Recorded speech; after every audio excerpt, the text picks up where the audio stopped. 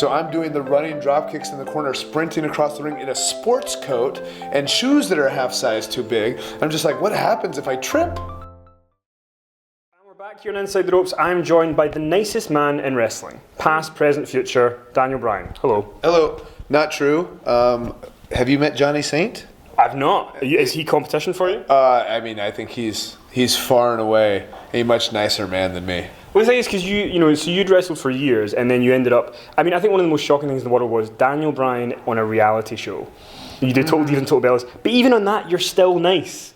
Like you. So I have some people who say that, oh, we thought Daniel Bryan would be nicer than on these reality shows, because like sometimes I pick fun a little bit at my sister-in-law or that sort of thing, or kind of make fun of like silly things that my wife and her sister do.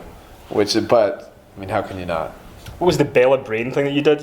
We do that on their YouTube channel. Their Bella Twins YouTube channels. We do Bella Brains, where I ask them things that we learn in elementary school. But to be fair, there are a lot of things that a lot of people don't know. Like, I asked them. This one didn't make it, but I asked them, name every planet in the solar system, and like to me, that's like okay, this, and to a lot of kids, that's okay. This, and this. We're going to debate on Pluto, right? But then for a lot of adults who haven't looked at it in years, it's like, oh, Mercury, Mars, Jupiter. Yeah, they think of the big ones, and they're like, what's after Saturn, But so it's pretty great to be here because you're back, and I remember I was walking down the street, and somebody sent me this WhatsApp just going, Daniel Bryan is coming back, this is not a drill. Daniel Bryan is coming back, this is not a drill. And even when you saw it on the website saying that you're coming back, I think people were just like, they didn't want to believe that it was going to happen. What was it like for you when you finally, because you've put so much work into getting cleared and stuff,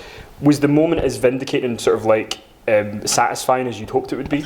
Absolutely. And so it was really weird because I didn't find out, so they announced it on a Tuesday, I don't remember the date, but I didn't find out until 9:30 p.m. the Monday the night before. And so Dr. Maroon, WWE's head of medical, had a little piece of paper, and it said, finally you're cleared.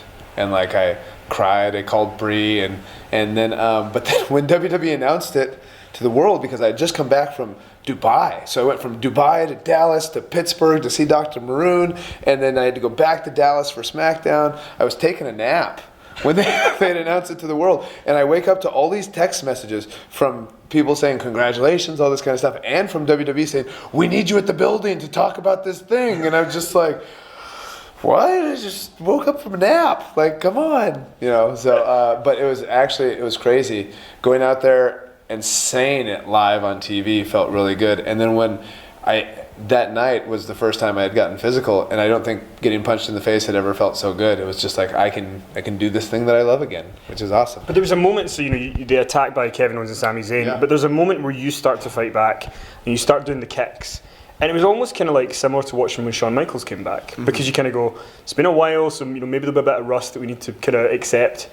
Wasn't there? It was just right back to it. Was that something that you were kind of sort of aware of, that like when I come back, I want to make sure that I'm able to go just as much as I was before? So I didn't know. So with me, I had been cleared by all these doctors, so it was just a matter of changing WWE's head of medicals, changing his mind, and I didn't know what that would take, or even if I could do that, right? But so I was prepared to be cleared tomorrow on any given day, or not get cleared at all. But to be that, if they were going to clear me tomorrow, whatever day that is, I wanted to be ready to go out there and be Daniel Bryan, and not have to be like, okay, I come back and it's like, oh, well, he's a little bit slow, or he's a little bit this, and so yeah, I'd been training for a long time.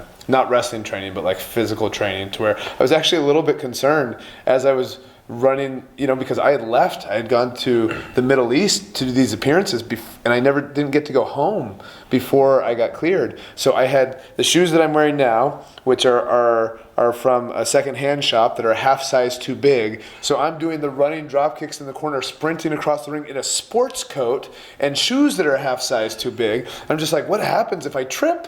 Right? It's not such a great return. It's like the Titus Greatest Royal Rumble deal. Like, oh. So, but I'm very, very thankful that didn't happen.